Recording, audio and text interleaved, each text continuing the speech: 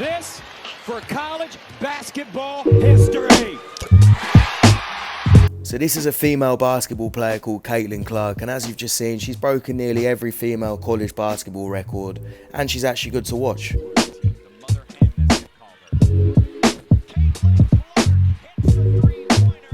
Now you'd think that other ex-female players would be happy that she's breaking records and actually making people want to watch female basketball, but no. Instead they're trying to tear her down and play down all her accomplishments. Take a look at this. I'll just go ahead and get the elephant out of the room.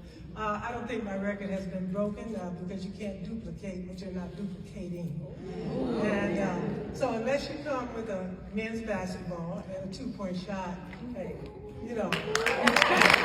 You asked me about Caitlin. If you're going to break a record, to me, if it's legitimate, you have to break that record in the same amount of time that that player set it. Okay. So if Kelsey Plum set that record in 4 years, Caitlin should have broke that record in 4 years. But because there's a COVID year and then there's another year, you know what I mean? So she's already had an extra year. What? Yeah, that'll go in the record books as Caitlin Clark is the all-time, whatever it is. I don't even know what the number is. Dang, like he or she's killing them. But you have a 25-year-old playing against a 20-year-old. You should be killing them. Yeah. Clark right now probably takes about 40 shots a game. Here we go. Will Caitlin Clark come into the WNBA and do what she's doing right now? Absolutely not. haven't seen a female play like her. No, me either. That's all I'm saying. But I think it's like from a freedom standpoint too. I haven't seen a player with that type of green light before in college. I've never seen the style of what she plays. I mean, I've never seen a female play like that. I've had games like that. I've had games in college and pro, 6, 7, 8 threes made. All those women are meant to be legends of female basketball, so you'd think they'd be mature, but instead they're acting like salty little teenagers that can't accept that someone's better and more entertaining than they were. Now recently, Caitlin Clark was drafted as the #1 pick in the WNBA. With the first pick in the 2024 WNBA draft, the Indiana Fever select Caitlin Clark, University of Iowa. Now you'd think that her getting drafted would actually make other players excited, considering that she actually draws in a crowd and she's actually got fans, unlike the other Muppets.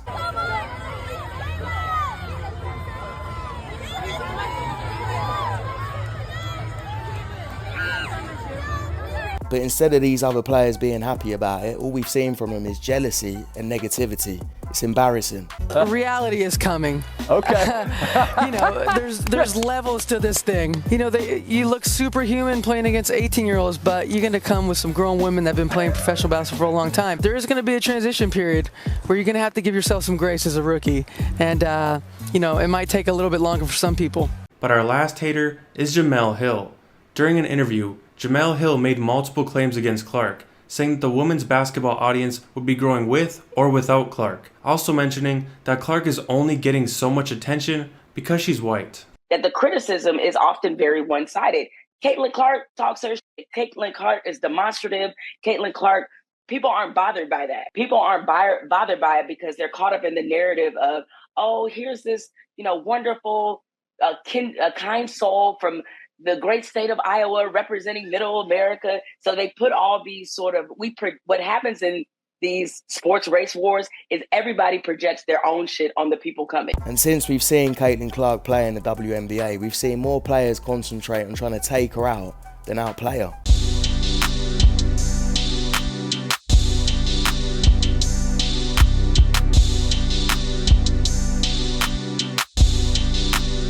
On the play before bumping in with Caitlin, it seemed like she turned to you a little bit after the Fever I score. didn't answer no Caitlin Clark questions. Did she say anything to you? I don't know what she said. What'd you say to her? I didn't say anything. That's enough.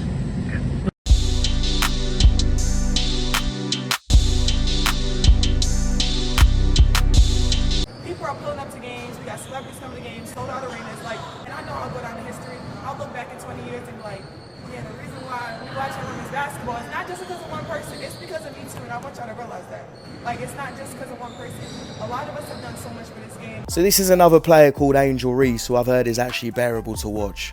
And the eyes never lie, Chico. You can see how jealous she is, and you can see how personal that foul was.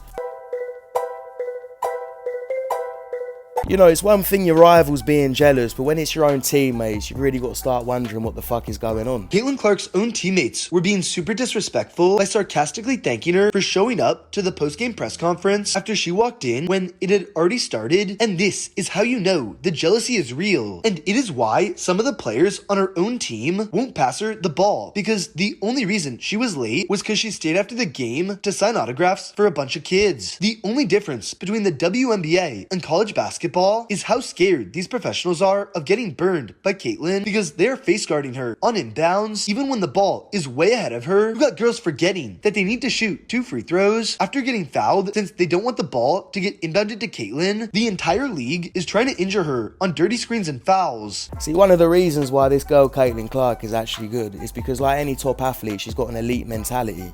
She's still cooking, she's still playing well, and she's not letting all this shit get the better of her. Yeah, I think everybody's physical with me. They get away with things that, probably other people don't get away with. And it's tough, but that's just the fact of the matter. Is like, this is a very physical game. You're going to get pressure. That's just professional basketball. So I think it is what it is, honestly. Is that something that you expected going into the league? You said that? Yeah, absolutely. Yeah. Mm-hmm.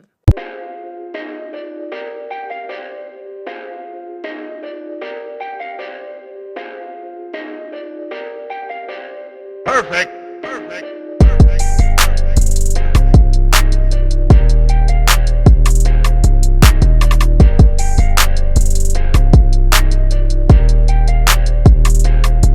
And you know what, honestly, I wouldn't even care that much about the opinions of the other WNBA players who nobody gives a shit about, when you've got real basketball legends backing her up and praising her game. The one thing that I love that she's bringing to her sport, more people want to watch. More people want to tune in. Don't get it twisted. Don't get up.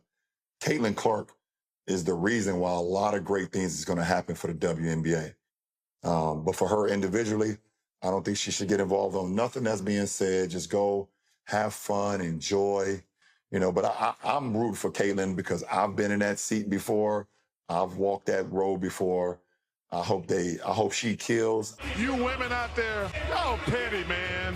Hey, LeBron, you're 100% right on these girls hating on Caitlin Clark. Y'all petty, girls.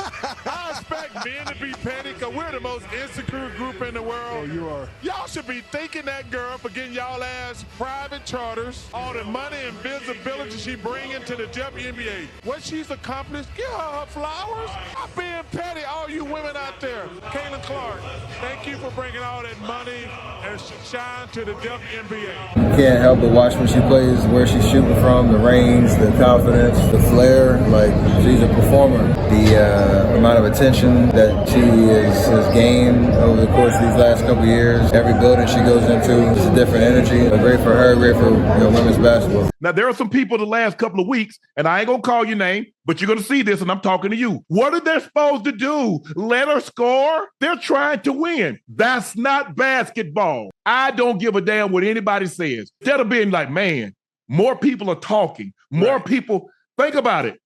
The game that the Las Vegas Aces played against with Caitlin Clark, the tickets were triple that a regular season game than what they were in the finals. Now you tell me what that is. Yeah, you're right. You're right. Look where they're having to move the games to. They're moving games, putting them on big time situations. Right. You're jealous. Caitlin Clark is actually making the WNBA bearable to watch. She's actually a good player to watch. These players should be thanking her. She's bringing in more revenue, more eyes, more fans. It's going to help them. And I'm not saying for them not to compete and to put her on a pedestal. They should treat her like any other opponent. But what they're doing now is not basketball. They're trying to take the girl out.